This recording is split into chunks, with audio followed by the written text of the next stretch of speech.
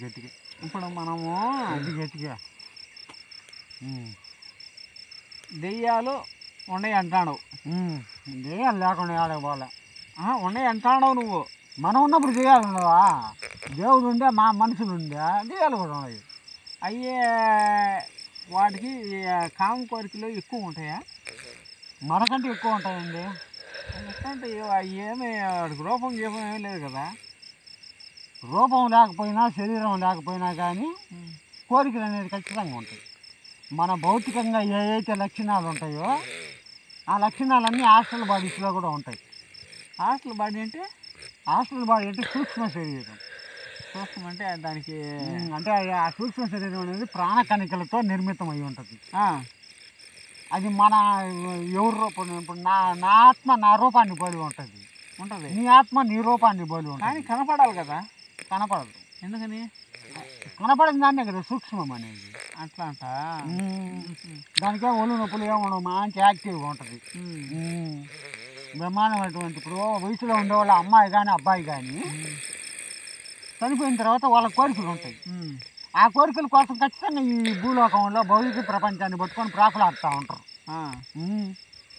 Confirm అది మాత్రం. అది ఎట్లా? ఆ కోరిక తీరాలి కదా.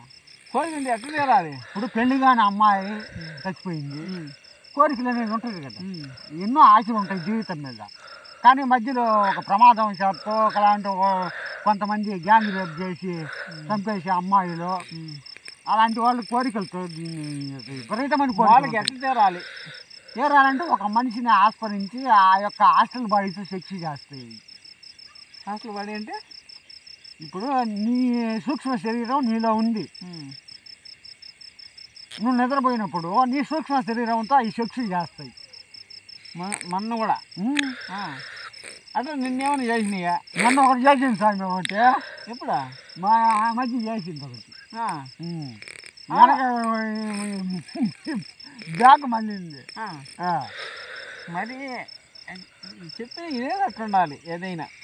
లేదు తండ్రి, అది ఖచ్చితంగా ఉంది. నా అనుభవంలో కూడా నేను చూసిన.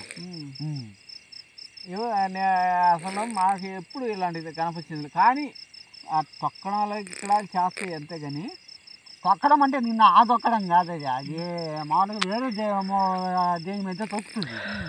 కానీ వాటిల్లో కొన్ని దెయ్యాలు సెక్స్ చేసినా నేను తొక్కినట్టే ఉంటుంది. అవునా? ఇప్పుడు ఇంత ఊరు నాకు ఎంతో మంది లేడీస్ ఉంటారు, వయసు వాళ్ళు తెచ్చిపోయి ఉన్నారా. వాళ్ళ కామ కోరికలు ఏంటంటే ఎవడు అద్దుమానంలో పనుకొని ఉంటాడా, ఒంటరిగా పనుకుండేవాడిని సెలెక్ట్ చేసుకుంటాడు. వాడు అందంగా ఉండాల్సిన అవసరం లే, వాడు ముసలివాడైనా వయసువాడైనా పర్లే. అంటే మనుషులు ఏం చేయవు. మనుషులు ఏం చేయవు, వాటి కోరిక తెచ్చుకొని వెళ్ళిపోతాయి అంతే. కోరిక అంటే నువ్వు ఇప్పుడు నీ కాడికి వస్తుంది, నువ్వేం చేయగలుగుతావు?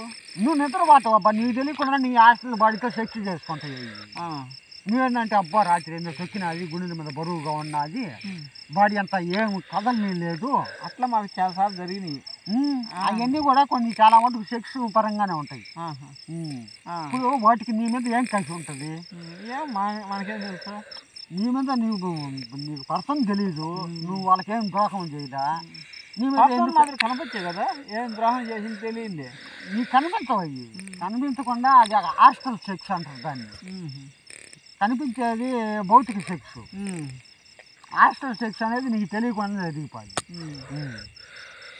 ఎట్లా జరుగుతూ ఉంటాయి అన్నమాట. వాటికి నొప్పులు లేనప్పుడు, యాక్టివ్గా ఉన్నప్పుడు నువ్వు కోరికలు ఉండవా? ఆ లోకం పోయినప్పుడు కూడా చేసుకోవట్లేదు. ఆ లోకంలో చాలా శిక్షలు వేస్తారండి అలాంటివన్నీ. యాతనా శరీరం అనేది ఒకటి ఉంటుంది. అది వాటికి ధరింపజేసినప్పుడు పెయిన్ అనేది తెలుస్తుంది. ఆ యాతనా శరీరం ఎప్పుడైతే మనకి వాళ్ళకి ఇస్తారో నొప్పి అనేది ఖచ్చితంగా తెలుస్తుంది. అప్పుడు వాళ్ళకి శిక్షలు ఉంటాయి. అంతవరకు ఏంటంటే వీళ్ళు ఇత్తలు విడిగా తిరగచ్చు ఉంటాయి. వాటిల్లో కొన్ని లోకాలు, వీటిలో ఎన్ని రకాలు ఉంటాయా? హిరణ్య లోకాలు అంటారు వాటిని. యమలోకం పోయిన వాళ్ళకి ఈ శిక్షలే గిప్సులే, వాళ్ళకి ఒకటే శిక్ష. ఏం శిక్ష?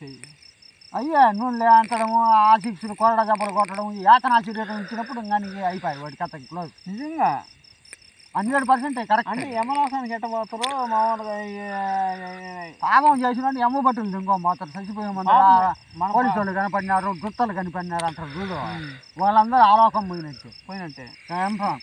వాళ్ళు ఇంక మన దగ్గరికి రాదు. ఇంకా రాదు. ఉమ్. ఎప్పుడో ఆ లోకాలు శిక్ష అనుభవించాలా, మళ్ళీ వాళ్ళు ఎప్పుడో నరజన్మకి వేసినట్టు, లేకుంటే ఇంక పడాల్సింది. అంతేనట. ఆ పాపాలన్నీ అయిపోయేదాకా చాలా మటుకు ఆత్మలు ఆ హిరణ్య లోకాల్లోనే ఉంటాయి. ఇప్పుడు ఇప్పుడు ఉండే కాలంలో ఎన్ని అలాంటి నమ్మట్లేదు, కనిపించలేదు కాబట్టి నమ్మవు. సైన్స్ ఏంటంటే ప్రూఫ్, కంటికి కనిపించేదే నమ్ముతుంది, కనిపించిన దాన్ని నమ్మరు కదా. అంటే నమ్మాలంటే మామూలుగా దగ్గర ఉండేటి నమ్మట్లే, అలాంటి ఎందుకు నమ్ముతాండ్రు? ఎందుకు నమ్మకూడదు? ఇప్పుడు ఒక పవర్ అనేది ఉంటుంది కదా, శూన్యంలో నుంచి ఒక విద్యుత్ పుట్టడం వల్ల ఆ విద్యుత్ ఎలా పుడుతుందో ఇదే అంతే. ఒక సెల్ ఫోన్ ఉంది, నువ్వు ఫోన్ చేస్తావు, మధ్యలో నీకు వైర్ కనెక్ట్ ఉందా? లేదులే. మరి ఆ తరంగాలు ఎలా రిసీవ్ చేసుకుంటానే అవతల సెల్లో, అతనే దానికి ఆ పవర్ ఉంది కాబట్టి రిసీవ్ చేసుకుంటుంది. నువ్వు ఫోన్ కొడుతు ఒక అతనికి, మరి అలాగే రిసీవ్ చేసుకునే కెపాసిటీ వచ్చిన రోజు నీకు కనిపిస్తాయి. ఒక ఫోను ఇంకొక నువ్వు నెంబర్ కొడితే ఎలా టవర్ ఉంటే రిసీవ్ చేసుకుంటుందో టవర్కి వెళ్ళిపోయి పోద్ది. అదేవిధంగా నీకు ఆ పవర్ అనేది ఉన్నప్పుడు నీకు పక్కన వచ్చి మాట్లాడవచ్చు, నీకు దగ్గర కూర్చొని మాట్లాడుతుంది.